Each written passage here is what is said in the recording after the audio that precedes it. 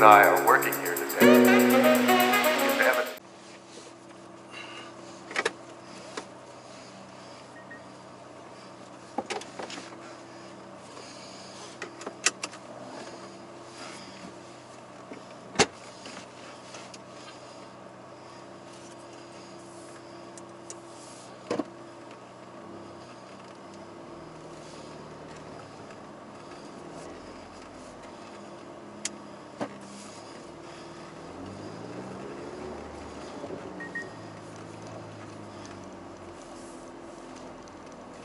Alright guys, I'm in the F8 Tributo, but it is left-hand drive. So I have to be very careful. I have to be extra careful with the 720 horsepower. Oh, okay. That is 720 horsepower, and this is no joke, alright?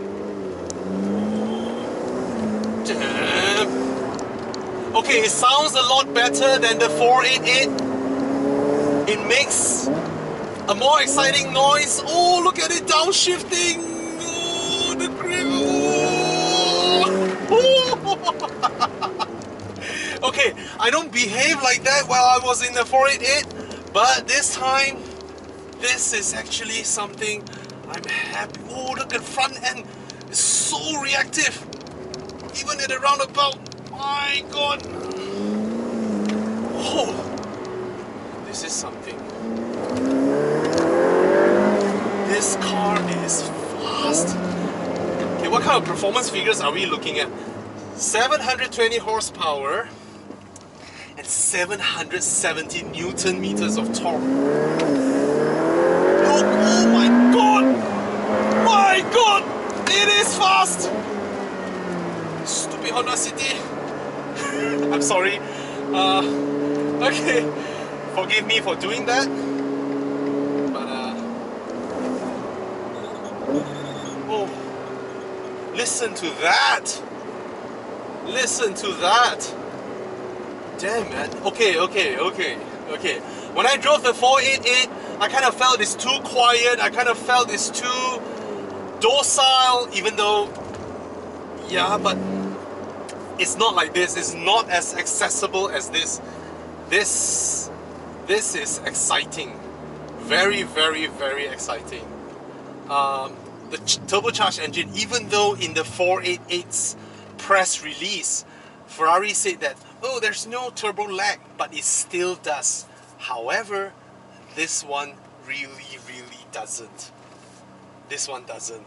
Oh my God. This is something. Oh, that's how a turbocharged supercar should behave. Just like this, you know, just hissing and pulling, grumbling, and while it doesn't lose that pull, that little pitch that it does while it's pulling. I really appreciate that. So this is nice. This is nice. This feels great. Oh, and of course the interior. I mean, this interior hasn't really changed since the time of the 458, right? But oh, there we go again. Oh, motorcycle.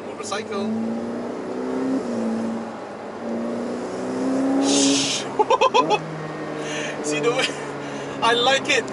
You know, first of all, the upshifts are seamless, right? When it shifts up, you can't really tell, but when you let go of the throttle and it does that wong.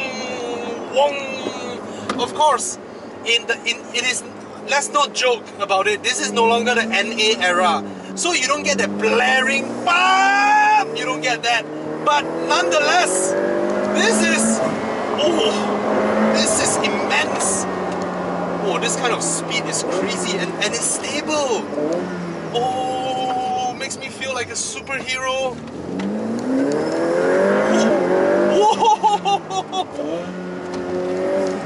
Oh.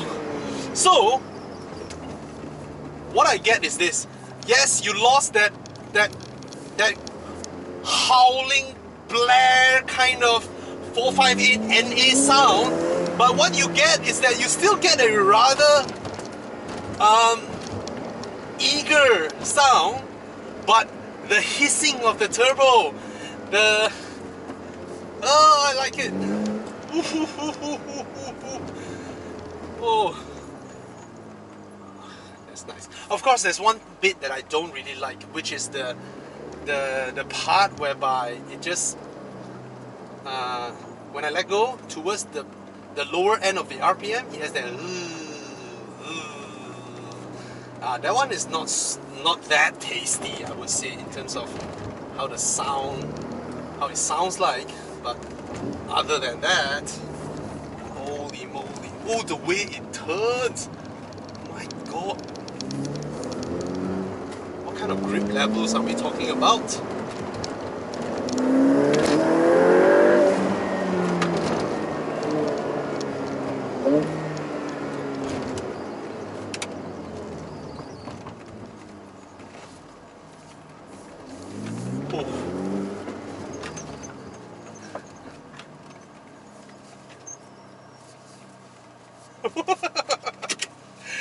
I like it. I like it a lot. Of course, make it louder. Huh? Lovely. Hi guys. The other day I did the Spider, the F8 Spider, and today we have the Tributo. So they look exactly the same. You can't tell from outside, apart from the two cut lines. I think what Ferrari has done was excellent in the fact that they managed to capture the exact same silhouette of the Spider and the Tributo, right? It looks exactly the same. And I'm very lucky here that the engine block is open. So here, let's have a look. Now, for enthusiasts, you can see a sight that is for those who own the 458, for those who own the 360, the 430. This is a sight that, what I'm trying to say is this. Okay, I'm very glad they made this out of metal, but look here, look at that. So actually the intake, the housing of the engine lies way below there. Can you see that? So everything up here has to do with the turbochargers, the pipings that run in and out. So no matter how, if you've seen my video showing the RS6 without the cover, it looks ugly. A V8 engine that packages the turbochargers in between the V-banks without the covers, they look rather ugly. So in order to not look that ugly, what Ferrari has done was pretty cool. So they have look at all the exhaust manifolds, and the intake is over here, but then they design it in a way that at least there is some I would say there is some history here, some legacy here, whereby, see, that's the engine oil. Bro, that's the engine oil cover, right? Yep. The beautiful Ferrari mill cover. That's the engine oil cover. So they put this here, and this, while you're looking from here, you can see that it's hollow inside, right? You thought this is plastic, but nope, that's proper die-cast metal, and then it serves some purpose at least, right? So for those of you who own NA cars, you will see the bottom part where the spark plugs and the coil packs are. That was what used to sit on top, which serves as the intake of the car. But now it's very different. You can see these hoses here. So the whole thing is slightly different, but at least Ferrari made it functional. Look at this part, look at the carbon housing, and look at where the hose come up from there. At least it's functional, okay? Compared to my ugly engine, my RS6, you take over the cover, you take away the cover, it's just an ugly mess of metal stuffs going on down there. No choice, because you have wires, you have hoses, you have turbochargers, you have the exhaust manifold, you have the intake, everything there. It's no longer a beautiful sight, but at least Ferrari did it well. Alright, So of course this is the Berlinetta class, mid-rear engine. Intake is over here. There's this little wing over here. Look at that, that's the radiators. And this is classic Ferrari design interior. So some people will complain, oh, why Ferraris have so much plastics, you know, flimsies and all that.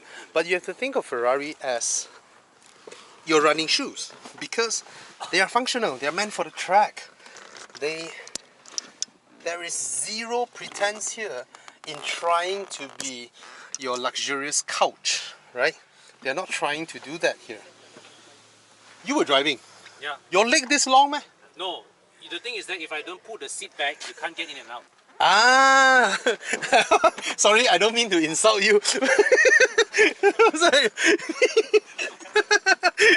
Later when you get down, you will have to do the same. Okay, okay.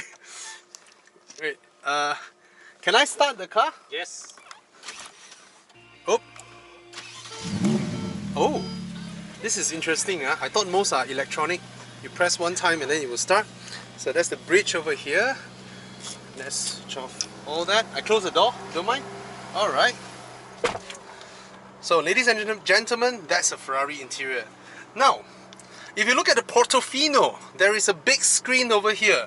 If you look at the GTC4 Lusso, there is a big screen over here. But there are no screens here. There are also no screens on this spot for the 812 GTS. So what's going on?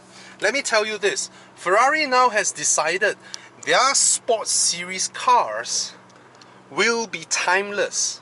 And how do you, in this era, how do you provide entertainment, information, GPS and all that while not having a screen here so that it doesn't make you look like a complete cheapened out car in 10 years time? Why? Because screen technologies keep improving. If you have a screen here, it may look well, it may look alright for that year.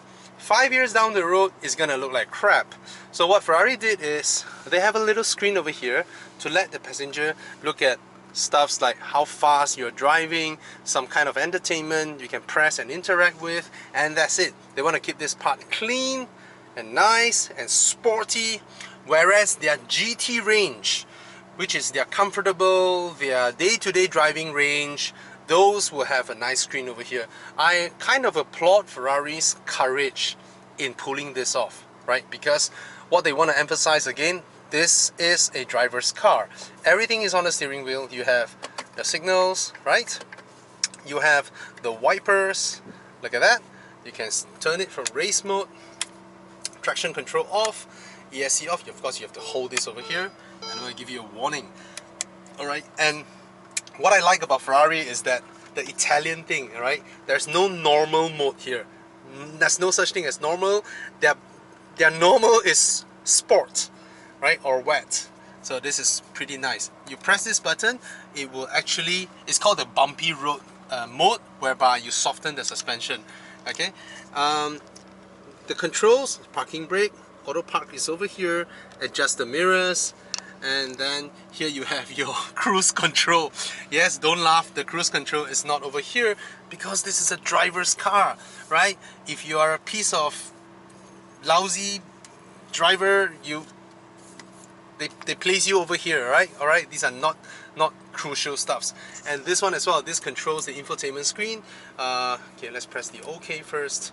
Right, this controls the infotainment screen. You can turn this knob between different modes, right? All these are here, and that's it. Aircon controls, nothing else. All right, plastic, plastic, plastic, plastic, right? All these are plastic. Why? Because plastic is lightweight, plastic is functional, plastic is good for the track. That's what Ferrari is doing. Ferrari has a very, very different ideology with the likes of Aston Martin or Bentley and all that. Those, they want to be luxurious. Ferrari, zero. They don't even try to pretend to be luxurious to justify their price, because Ferraris need not expensive materials to justify their price. That's not Ferrari's way. Alright? So they give you what you need to have a good track time. And the rest of it is the Italians. They don't really care. Look at that. That's not glass, but it's lightweight. It's good for the track again. So this is very different from that, right? That one is trying to give you a luxurious appeal, right? Yeah, this one, no. Basically, put it this way: the Aston is for you to chase after women. The Ferrari is when you're tired of that, you just want to go out and drive yourself. You don't want anybody else affecting your track time, right? So that one is for virgins. This one is for womanizers. Right? Carbon ceramic brakes. Huh? What about that one? Pretending to be Ferrari but cannot afford. This one is for bimbo, that one's for classy women. That one is to bring women out on for a fine dine dinner, you know, hotel and that. No, it's for a high value woman. You This is bimbo. Yeah. So, yeah, man. You can't discuss whether it's good looking or not. You see, there's none of the design whereby they care about whether you think it's good looking or not. Everything is functional. That's a Ferrari, right? My engine is here, hence my intake is here. My engine needs to be in front of the rear wheelbase, hence so. So everything is functional. Everything is for you to have a good drive. So you don't have much weight over here. Air travels in, comes out here, press the front down. You are behind the front axle. Your engine is in front of the rear axle. All the mass is in between the two axles. It's all for performance driving. None of it is to appeal to you in a way whereby, oh, wow, this one is nice. Oh, is there some gold lining or whatever? None. That's Ferrari for you, all right? And they've always been like that. In a way, you think about it, comparing a Ferrari to a 911, there are a lot of compromises in a Porsche 911 because it needs to be comfortable, it needs to be able to carry your supermarket groceries, it needs to have a ride height, it needs to clear the curb. There are a lot of compromises in a way in a Porsche, but in a Ferrari, no. It's for you to go fast on the track, achieve your time, do your best, do better after that. Yeah, that's the Ferrari F8 Tributo. Is it for me? No. I don't have the kind of driving skills to push this, right? Maybe for someone like Ivan Kong, YS Kong, professional drivers, yes. But these days, they are also comfortable. They are also daily livable. They are also reliable. Yeah. So, achievement, yeah. That's what makes Ferrari the kind of dream machine that most young boys would lust after. Interesting. Not in blue lah, huh? Ladies and gentlemen,